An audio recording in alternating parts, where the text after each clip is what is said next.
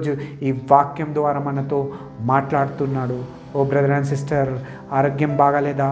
స్వస్థత రహస్యము ఇదేనేమో. నువ్వు స్వస్థత పొందుకోవడానికి ఏ డాక్టర్ దగ్గర పోయి ఏ పాస్టర్ల దగ్గర ప్రార్థన చేయించుకునే అవసరం లేదేమో.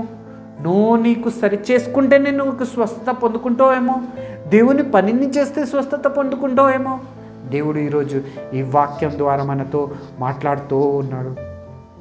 దేవుడు ఇంకొక యాంగిల్లో కూడా మనల్ని పరీక్షించుకోమంటున్నారు. కొంతమంది కొన్నిసార్లు మన ఇంటి ముందు సహోదరులు ఉంటారు, వాళ్ళు కొంచెం ఎక్కువ విశ్వాసంలో ఉంటారు, ఎక్కువ ప్రార్థనలో ఉంటారు, ఎక్కువ ఆత్మీయ జీవితంలో ఉంటారు, నీకంటే బాగా ఎక్కువ మంచిగా పాట పాడతారు, వాక్యం చెప్తున్నారేమో.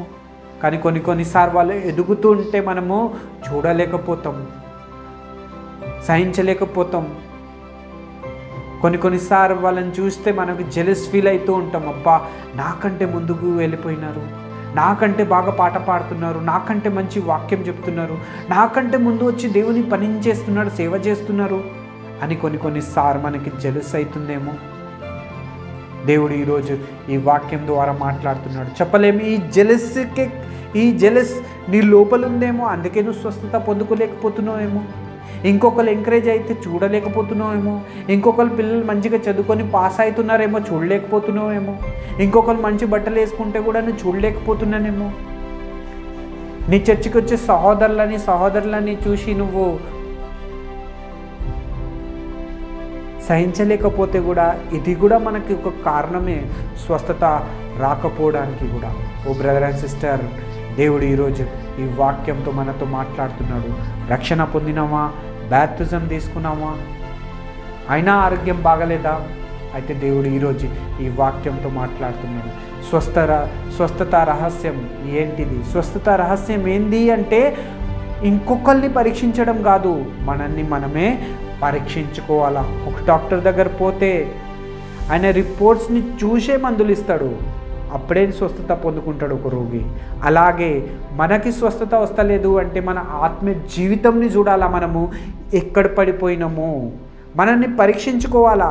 అరే, నేను ఒకరిని ఎంకరేజ్ చేయలేకపోతున్నానేమో, ఒకళ్ళు ఎంకరేజ్ అవుతుంటే నేను వాళ్ళని సహించలేకపోతున్నానేమో. చెప్పలేం, ఇది కూడా ఒక కారణం ఉండొచ్చు నీ ఆరోగ్యం ఇలా చెడిపోవడానికి. నీకు స్వస్థత వస్తలేదు అంటే ఇది కూడా ఒక కారణం ఉండొచ్చు. అందుకే ఒక్క విశ్వాసి ప్రతి ఒక్క అడుగులో సొంతంగా ఆయనని ఆయన పరీక్షించుకోవాలా. దేవుడు ఈరోజు ఈ వాక్యంతో మనతో మాట్లాడుతున్నాడు. ఒకవేళ తప్పిపోయిన వాళ్ళు ఉంటే, నీ ఇంటి పక్క, నీ పొరుగువారు, నీ సహోదరు ఎవరైనా సరే కానీ సత్య మార్గం నుంచి దేవుని మార్గంని వదిలేసి తప్పిపోయి ఉంటే, ఒకవేళ వాళ్ళని తిరిగి తీసుకొని వస్తేనంట నీ ప్రాణాన్ని అంట నరకానికి పోకుండా నువ్వు కాపాడుకుంటావు అంట. నీ జీవితంలో దేవుడు ఆశీర్వాదాలతో నింపేస్తాడు, బ్లెస్సింగ్తో నింపేస్తాడు. నీ జీవితంలో కాదు, నీ కుటుంబంలో ఆశీర్వాదం ఉంటుంది, నీ పిల్లల జీవితంలో కూడా ఆశీర్వాదం ఉంటుంది. ఒకవేళ తిరిగి వచ్చి మనం యేసయ్య దగ్గరికి, ప్రభువా నన్ను క్షమించు, నీ రక్తంతో కడుగు ప్రభువా అని చెప్తే, యేసయ్య క్షమించే దేవుడు, ఆయన మనల్ని ప్రేమించే దేవుడు. మన కోసం ఆయన శిల్వ మీద ప్రాణాన్ని ఇచ్చేసిండు, రక్తాన్ని కార్చేసిండు. మన మీద వచ్చే శిక్ష ఆయన మీదే వేసుకున్నాడు.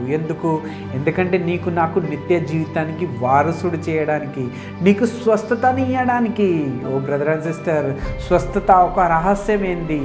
మనల్ని మనం పరీక్షించుకుంటే దేవుడు స్వస్థత ఇస్తాడు. ఓ బ్రదర్ అండ్ సిస్టర్, దేవుడు ఈరోజు ఈ వాక్యం ద్వారా మాట్లాడుతున్నాడు. నీ జీవితంలో ఎలా ఉంది? చాలా రోజులైందా డాక్టర్ దగ్గర పోతున్నామా, స్వస్థత పొందుకుంటలేవా? చాలా రోజులైందా ప్రార్థన చేసుకుంటున్నావా, పాస్టర్లని మార్చేస్తున్నావా, అయినా స్వస్థత వస్తలేదా? దేవుడు ఈరోజు ఈ వాక్యంతో మాట్లాడుతున్నాడు. రండి, మనల్ని మనము పరీక్షించుకుందాం. మనం ఎక్కడైనా విశ్వాసంలో పడిపోయినామా? విశ్వాసంలో ఎదగలేకపోతున్నామా? ఇంకొకరు ఎదిగితే నేను చూడలేకపోతున్నానా? ఒకవేళ ఒకరు పడిపోయినాడేమో విశ్వాసంలో, వాళ్ళకి ఎంకరేజ్ చేయలేకపోతున్నానేమో. చెప్పలేం. ఇది కూడా మనకి స్వస్థత రాకపోవడానికి ఒక కారణమై ఉండొచ్చు. ఒక విశ్వాసి ప్రతి ఒక్క అడుగులో తనని తను పరీక్షించుకోవాలా. దేవుడు స్వస్థత ఇవ్వడానికి రెడీగా ఉన్నాడు. నువ్వు స్వస్థత పొందుకోవడానికి రెడీగా అయితే, దేవుని దగ్గరకు వచ్చి క్షమాపణ అడిగితే, సరి చేసుకుంటే దేవుడు క్షమిస్తాడు, స్వస్థతని ఇస్తాడు. నీ జీవితంలో ఎన్నో ఆశీర్వాదాలతో నింపేస్తాడు. దేవుడి ఈ వాక్యంతో మనతో మాట్లాడును గాక. God bless you.